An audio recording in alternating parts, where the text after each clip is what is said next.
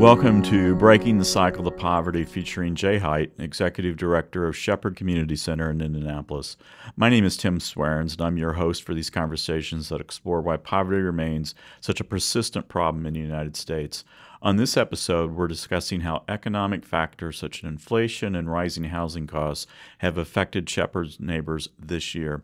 Jay, the Federal Reserve Board reported in May that Americans' financial well-being has declined in the past year. What are you hearing from neighbors about the financial pressures they're now facing? It continues to intensify. We had that initial horrific bump in inflation that just ravaged our families.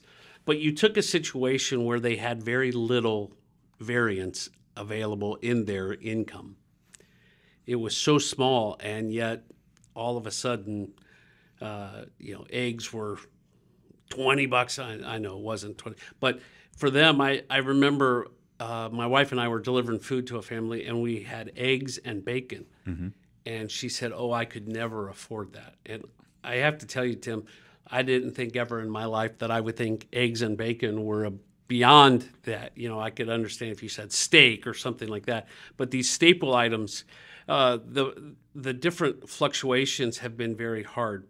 If you think of it, that the inflation fights against our families being able to eat healthy, that the prices that are most manageable, and what you have to do is you go to the center of the grocery store, right? Mm-hmm. The exterior of the grocery store where you shop is where the healthy stuff is, and that's some of the stuff that's seen the greatest inflation. I think the other thing that we're hearing quite a bit about is rentflation. Yes. And it is at least once a week that I hear, and I'm not on the front line of connecting with neighbors in this way, but a neighbor who says my rent went up $200. And the important thing to understand is the percentage of their income that goes. And we have many, now over 50% of their income is going to their housing. Well, something's got to give, and that's where somebody else say, "Well, are you really helping folks by giving away food?" And we try to support our families through our food pantry and our drive-through clinics and things. And I would say, yes, we're helping them be able to keep their jobs. We're able to keep them in place. Because the other reality is, for years in America, we have underbuilt housing. And so if someone loses their place, I don't know where they're going to go, because we have so few options. And so we really have this opportunity for some who unfortunately are unscrupulous, who will say, if I can rent it for $300, I'll just raise the rent. And we're going to see another surge of homelessness from the working poor who are trying to make ends meet, and they're being pressured on every side. We've seen a lot of gentrification on the Near East Side. How is that affecting neighbors? Well, gentrification in and of itself doesn't have to be a negative, because it brings an economic diversity that helps support businesses coming to a neighborhood that has maybe in other times been ignored. When it causes displacement, then that's a problem. And I think what you're speaking of is when we have limited housing, that really becomes yet another pressure. We have a lot of out-of-town late-night TV investors. You know, they're going to make all this money in real estate. And we're struggling because they buy these homes and they think they're going to make all this money, and it doesn't fit into. I went and saw a home. I got a call like at 8:30 in the morning from a realtor friend. He said, "Listen, this is a block over from you. It's listed at I think, let's say 120." And he said, "I think we can get it for 80 to 90." And I said, "Okay." It was really nice, 4-bedroom, 1.5 bath. 4 bedrooms are not real common, and it was a big house, so a family with kids it would be perfect for. And I said, "How much we're going to have to renovate?" And he said, "Probably 50." That house sold that afternoon for 150. I think it was somewhere around there. So I know that they're going to have to put a huge chunk in. Yes. If I drive by that house today, it's probably still sitting a year later, sitting empty because they were speculating. Yes. So now, at a time when housing is so desperate, they're speculating, which they'll never get their money out of that. We we want to continue to allow our neighborhood to be a place where people may have to live, but people want to live. Yes, yes. Redfin reported that in March, median rent in Indianapolis shot up 10.5%.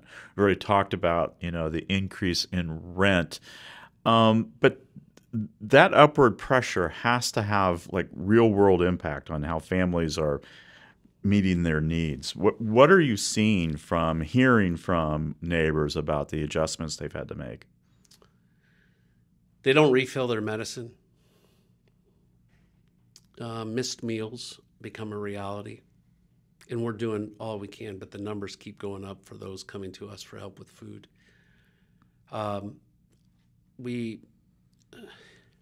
We see people having to make a choice: do my kids eat, or do I have insurance for my car?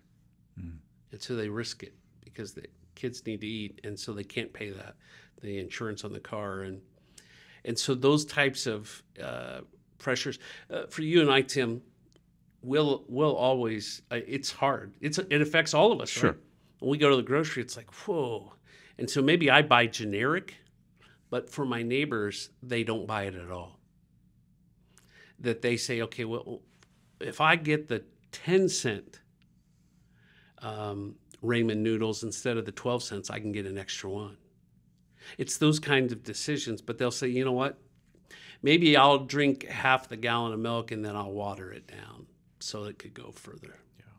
These are realities that we've heard. That's why we responded by adding a laundromat here so that our neighbors would have access to be able to do their laundry at no cost, and we provide the laundry detergent. It's been a long time, and my wife and I were delivering, and our neighbor lady that we were delivering to said, we said, we got laundry detergent. She said, I need liquid. And I said, why? And she said, because I have to do it in the sink. And I said, why do you have to do it in the sink? And she said, do you know how much it costs at the laundromat? And I didn't. $6 to do a load of wash, $2 to dry, and generally you have to do 2 times through. So $10 to do one load. And this mother and wife had a husband working construction and a little guy in kindergarten. Well, we know both of them are going to get dirty. And so she had a lot of laundry and couldn't afford to do it. So we want to try to provide those supports and not just giving continued handouts, but really enabling them to continue moving forward. And we tell them, keep your job, keep working, don't stop. Welfare can sometimes be that hydraulic that sucks you in and never allows you to get out. And so we want to support them to keep moving forward.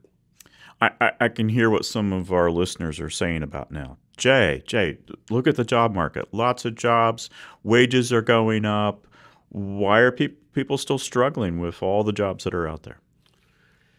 Lots of different reasons. I can list off a few of them. One is childcare. Yes. That's always a challenge. Number 2, transportation. We don't have mass transit in Indianapolis. We have a bus company that's doing okay, and they're trying Indigo, and they're wanting to do some more things. But really, if you want to go to the grocery store 10 blocks north of us, the Kroger at Linwood, it takes you an hour and a half to get there because you got to go downtown, yes. Switch up, go up to 10th Street, switch up, come out. And then if you bring more than 3 bags, you got to buy 2 tickets. And by the time I get home, my ice cream's melted.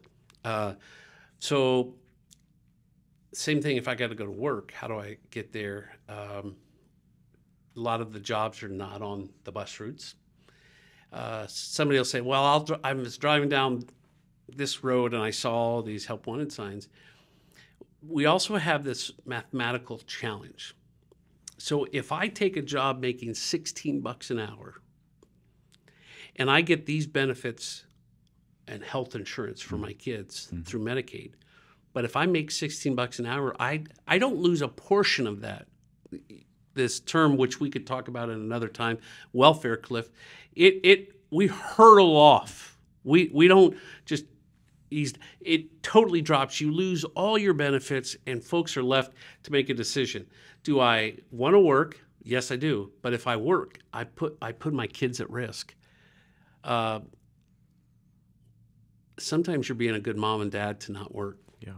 This phrase, the working poor, comes into play, and we're seeing the number of working poor increase. Yes, and the pressures on them are so much more intense.